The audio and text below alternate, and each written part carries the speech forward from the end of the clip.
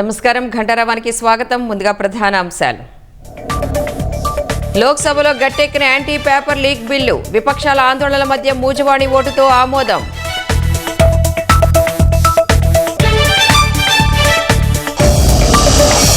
విద్యా వ్యవస్థపై అవాస్తవాలు చెప్పడం సరికాదన్న జితేంద్ర సింగ్. 763 వర్సిటీలుంటే ఎన్డీఏ వచ్చాక 1293కి పెంచామని వెల్లడి.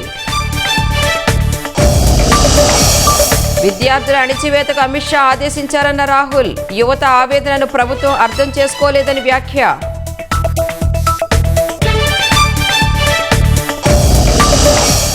పార్టీ నియమావళికి నేతలంతా కట్టుబడి ఉండాలన్న పల్లా. హద్దు మీరి ప్రవర్తిస్తే చర్యలు తప్పవని హెచ్చరిక.